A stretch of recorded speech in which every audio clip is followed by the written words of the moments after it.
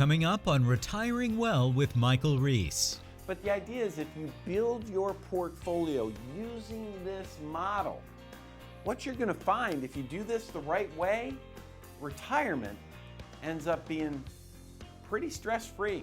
You don't have to worry about money a whole lot. You want to take advantage of your tax brackets, but if you can transition from taxable accounts like IRAs, because they are going to be very taxable later in your life, to Roth IRAs, which are tax-free for the rest of your life, well, clearly, if you can do that in a way that makes sense, you want to do that. Now, the host of Retiring Well, Michael Reese. Welcome to the show today. We have 30 minutes of action-packed information specifically designed for you. Retiring Well starts right here, right now. Retiring Well with Michael Reese, helping you make smart decisions with your money so you can live a better life. Today is the day you can take back control of your money. Retiring Well with Michael Reese, where we believe your best is yet to come.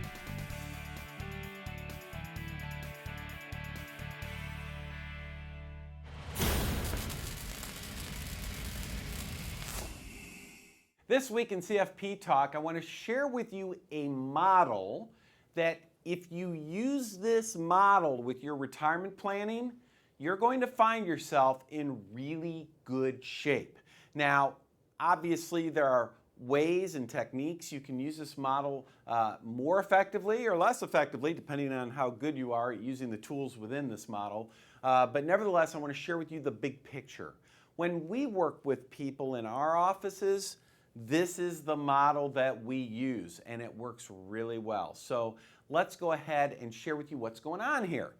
We start out up here with your savings. So let's say you're getting ready to retire, and you retire with whatever amount it is that you have saved. It might be $500,000, it might be $1 million, it might be $300,000, it might be $2 million, whatever the number is. The very first thing we do, right over here, we say, let's set up an emergency fund. That's what you need to do. You need to set up an emergency fund. Now, if you've ever read anything about, how much money should you have set aside for emergencies, everybody says the same thing, 3 to 6 months of your income. So if you are spending, say $6,000 a month, they would say, well, you need somewhere between, 3 would be $18,000 to $36,000. You need about maybe $25,000, $30,000 in your emergency fund is what most financial people would say. Now, I'll tell you this. If you're retired or you're nearing retirement, I would rather see something along the lines of 6 to 12 months of spending up here. In other words, if you're spending $6,000 a month, that's $72,000 a year, I want to see somewhere between $50,000 and $70,000 in your emergency fund, because in retirement, you just seem to need liquid money a little more often. Simple as that. Once you've done that, the next thing we do is we say, all right, now we need to get some money potentially in IPA. What does IPA stand for? It stands for income producing assets. Now, whether you know it or not, you already have, everybody out there has some IPA out there. For example, Social Security, that's an income producing asset. You might have a pension, also an income producing asset. Now, you might have real estate. You would say that's an income producing asset. We don't count it here. We don't put real estate here because in this particular category, that money is typically lifetime income that's guaranteed to come to you no matter what. And if you own real estate, that income, if your renter leaves, if you don't have any renters in there for 3 or 4 months, you have no income, so it's not guaranteed. That goes somewhere else. I'll show you where. But anyway, we want to make sure that you have sufficient income producing assets to address your lifestyle needs. You want to have enough money coming in every month so that you're okay no matter what. The next bucket over here, that's conservative growth. This is for, we'll call it the extras. What if you want to go on that cruise, that one trip? It's a bucket list trip. Hey, you want to have an account that you can go get money that is very low volatility where, we don't have to worry about the markets being up or down. If you want to go, the money's there, you can go. So conservative growth. designed to get some decent returns, but very little risk. The next one out here is our growth bucket. This is where you are going to have those crazy ups and downs. This is where we have more of that risk. And the goal in this is to help fight inflation, maybe longer-term healthcare kinds of needs. In other words, we need part of your portfolio growing over time because things like inflation may affect you if you live a long time, or healthcare expenses may get you out there. And then the last bucket out here is alts. That's alternatives. If you own rental real estate, that's where this one falls. Maybe you want to use limited partnerships or private investments. Alts, it's out here. What's going on in this type of platform is this side is lower risk, it's safer, this side is more risk, but the idea is if you build your portfolio using this model, what you're going to find if you do this the right way, retirement ends up being pretty stress-free. You don't have to worry about money a whole lot because guess what? This model works. You just have to set it up the right way. Now, of course, if you have questions about this or anything else we talk about on the show, please pick up the phone, give us a call. We'd love to talk.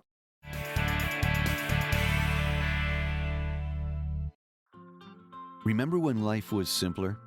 When things didn't move quite so fast and the world didn't seem so complex? Remember that? We do.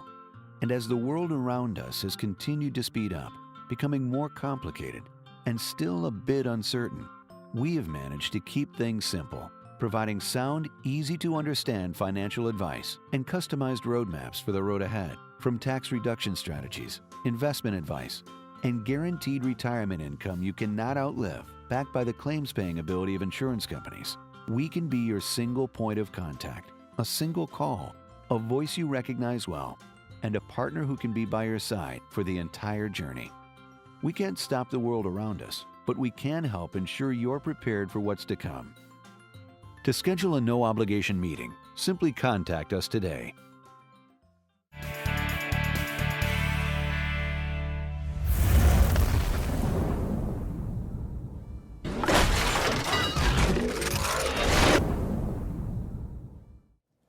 Welcome to another edition of True or False with Michael Reese. I'm Craig Sear, and Mike, are you ready for another couple of questions this week? Let's rock and roll. Okay, first up, true or false, annuities are always bad? Always bad. Okay, well, you know my answer to this one. My answer, you could have said mutual funds are always bad. Stocks are always bad. Bonds are always bad. Real estate is always bad. Throw in anything is always bad. Well, I'm sorry, I'm just always going to call that one false. I don't believe that there's any tool that is always bad, but the reverse is also true. There's no such thing as any tool is always good either. Right. And, we talk about this a lot in the office. There's no silver bullet. Folks, no silver bullet. There is no tool that is either always good or always bad. No. What happens is whenever you do your planning, everyone's different, right? I mean, you're putting together plans for people every day. Are any two the same? No. They're always different. And the key is a tool, whether it's annuity, a mutual fund, a stock, a bond, real estate, doesn't matter. There's no such thing as is it always good or is it always bad? The question really more is, to what degree do those tools, are they appropriately supporting the planning that we're putting together for people? So if we're putting together planning that requires growth, we're probably using some type of stock or some kind of exchange-traded fund that helps to generate growth, right? But if we're using income, maybe bonds or annuities are more appropriate, or real estate might be appropriate there. So no silver bullet, no absolutes here. No all right, all good, all bad. It's more about, is the tool being used for the reason it's designed? Is it appropriate for the part of the plan that it's been tasked to, for the problem it's been tasked to solve, right? Right. Next, true or false, very few investors are prepared for the next stock market correction. Oh, hey, as you're watching this, that's right, you at home, that's a big, fat true. Very few investors are prepared.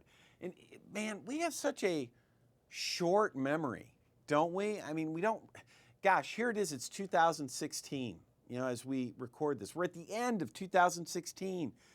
Last time, it's been since 2008. We're coming up on 8 years since we've last seen the markets really tank.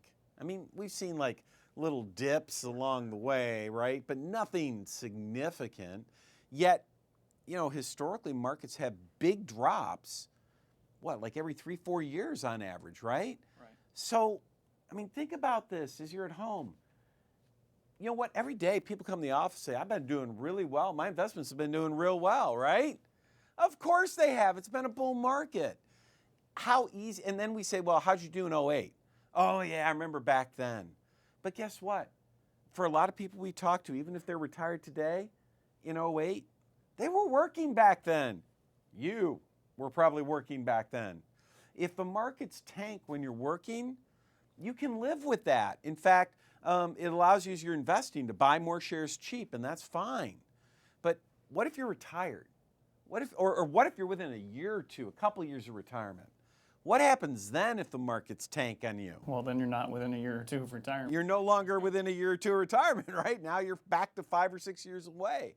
Or if you're already retired, it's like, holy cow, this is all the money you've got. This is it.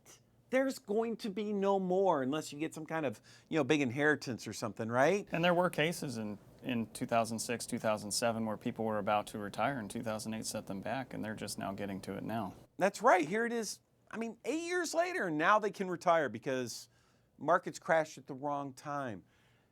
Don't let that happen to you. This is one of the biggest reasons you need to come visit with us. And you need to call the number and come visit because, gosh darn it, we don't want that. Don't let that happen to you. When do you want to find out if you're prepared for markets tanking? Do you want to find out after it's happened and you lost a bunch of money? Or maybe, here's a crazy idea, what if you had an analysis done now before markets go south, right? And let's find out what your exposure is so that if you don't like that answer, you can actually do something about it, right? Right. Well, thanks again, Mike. If you've got any questions about the level of risk you might be taking in your portfolio or a question about anything else, always feel free to give us a call and we'll help you figure it out.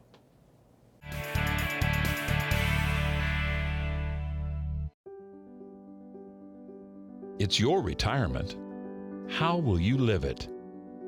How will you be remembered? Will you be able to take me on vacation? Will you be there for my ball games? Will you teach me your values? You'll be able to play with me. Oh, help me go to college. How will I remember you? Have the retirement you dream about. Contact us today. What can Retirement Analyzer do for you? Retirement Analyzer is a software tool that can help you prepare today for your financial future. You've worked hard to save for your retirement, but as you near your retirement, you may have concerns. Have I positioned my retirement savings wisely? Have I saved enough for retirement, and will my savings last throughout my lifetime? What impact could inflation have on my future expenses? What if I suffer a long-term illness? Will I have enough money to cover my medical care expenses and still be able to meet my other financial obligations? Could changes in the income tax rates disrupt my retirement strategy? There's no need to be in the dark as you prepare for your retirement. Retirement Analyzer can help you find answers to all these questions and more. The first step is providing us with information on your financial assets, the type and current value of those assets, as well as your sources of income. Then, we work with you to identify your expected expenses in retirement. This will include a discussion of the lifestyle you envision in retirement, travel, a summer residence, whatever you dream your retirement will be. We'll input the information you provide us into the Retirement Analyzer, and in a very short time, we'll have reports that show us the percentage of assets currently in high-risk vehicles, as well as the percent in lower-risk products. Retirement Analyzer enables us to project your income from year to year in your retirement and see how long your retirement savings may last. As we change the conditions of the report, delaying your retirement date, including costs for long-term care, adjusting the expected tax rate, or adjusting your retirement strategies, we can see how changes in these variables may impact your income in retirement and the longevity of your retirement savings. Let the Retirement Analyzer help you test drive your retirement strategy today, because the time to discover the bumps in the road is not once your trip through retirement has begun. Contact our office today to schedule an appointment for your Retirement Analyzer review.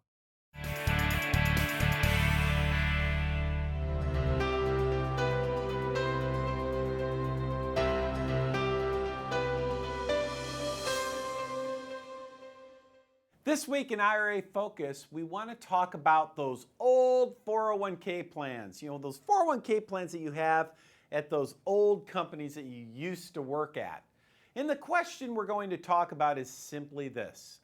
Is it okay to leave your money in those old 401k plans? Or should you transfer that money to an IRA that you control? I'm going to give you 3 reasons today why you should not leave money in an old 401k, why you should transfer that to an IRA that you control. All right, here we go. Reason number 1 has to do with investment options. You know, I had a gentleman come to my office here, I guess it was last week, and he brought a 401k from his old company. And he said, yeah, I've got this old 401k. What do you recommend I do with it? And I said, well, let's take a look and see what kind of options you have to invest in. And so he brought out his sheet of paper, and do you know what? He had a total of 6 funds from Vanguard he could choose from. That's it. 6 funds. That was his entire menu of options. Now, hopefully at your 401k, you've got more than that. I mean, hopefully you have maybe 20 or 30 funds at least, or something along those lines. But here's the thing. I told this guy, I said, hey, if you move this to an IRA, instead of having just 6 different funds to pick from, we have thousands. We could invest in anything. You don't even have to have funds. You could buy individual stocks, individual bonds. You could buy real estate trusts. You could buy annuities. You could buy, you can't do life insurance, but you could do all kinds of things. All kinds of exchange traded funds, all kinds of stuff. Why would you limit yourself if you don't have to? You can always do a better job building a portfolio if you do not have limitations versus having those limitations. So number 1, more investment options. That's all by itself, that's a reason to move. Now let's look at reason number 2. Reason number 2 has to do with Roth conversions. You know, it's a really good idea to convert IRA dollars to Roth IRA dollars, if you can, over a number of years. You want to take advantage of your tax brackets, but if you can transition from taxable accounts like IRAs, because they are going to be very taxable later in your life, to Roth IRAs, which are tax-free for the rest of your life, well, clearly, if you can do that in a way that makes sense, you want to do that. If you're in an old 401k, those conversions are next to impossible. They're very difficult, if at all possible. But if you have that money moved to an IRA, you can convert bits and pieces. You don't even have to convert it all. You can do bits and pieces on a schedule that fits you, and you end up in a lot better position. So there you go. Reason number 2 was Roth conversions. What's reason number 3? Reason number 3 is consolidation and simplicity. No kidding. Had someone come to my office a couple days ago. They brought all their statements. Do you know how many old 401k plans they had? They had 5. 5 different accounts. They had money because they moved from job to job. They had money in 5 different 401ks, and they didn't work at any of those companies anymore. 5. And I said, well, gee, why don't we just put all this in one IRA for him, one IRA for her? It's that simple. You don't have to have all these different accounts. It makes life so much easier, and it makes it a lot easier to track the results of these different accounts. And in their case, they're like, what? I can do that? That's awesome. My point is, no reason to have all these different accounts. Make life easy on yourself and consolidate your reporting. So far I've given you what? 3 reasons, right? Reason is, number 1, more investment options, number 2, Roth conversion, and number 3, consolidation. Well, what if you're sitting there, you're saying, well, gee, I'm 62, I'm still working, and all my money's in my 401k, and I want to get it into an IRA. I don't want to wait till I retire. I want to get into an IRA now. Well, here's the good news. You may have access to something called an in-service rollover. That means in-service rollover means before you retire, moving money from your 401k to an IRA where you can do all these other things. That may make sense for you. You want to make sure you talk to a financial advisor to see if that's a good idea or not. Now, once again, as I say every week, if you have questions about this or anything else we talk about on the show, please give us a call.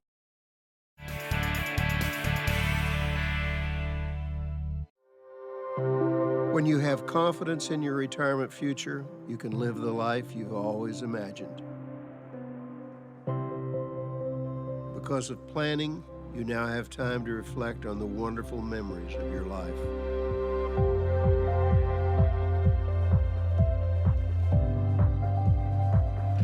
You and your spouse finally have the luxury of leisure time together.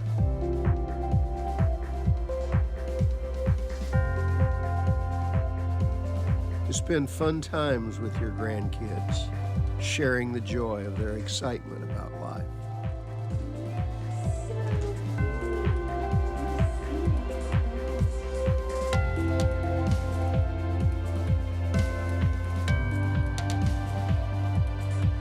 Smiling at the thought of quality time with your children and of picking up the check.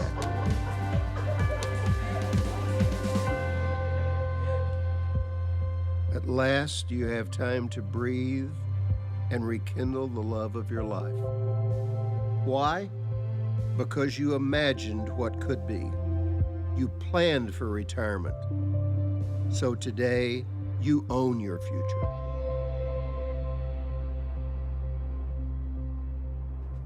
One of the biggest mistakes we see people making all the time when they come to our office is they don't have a clearly defined retirement plan. And the reason's pretty simple. It's pretty rare that someone like yourself has the opportunity to sit down with an independent financial advisor who truly specializes in retirement planning. Someone that makes sure that you can get through retirement safely and securely. Well, if you don't have a clearly defined retirement plan and you want one, well, all you have to do is give us a call. We have a special offer for the first 5 people that call. As long as you have at least $250,000 saved for your retirement, we will provide for you, free of charge, no obligation, a complete retirement review. In this review, we're going to help you take a look at your investments and the risk you're taking, the fees you pay in your portfolio, maybe even some tax planning. Will help you have an integrated, clearly defined retirement plan. Free, no obligation, be one of the first 5 callers. Make sure you call now. We'll see you when you stop in.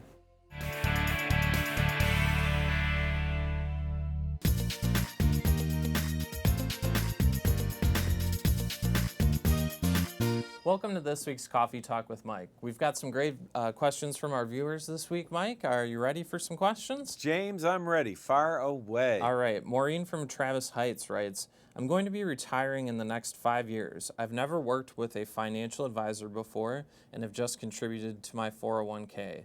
I know I will need an advisor after I retire. When should I start talking to someone?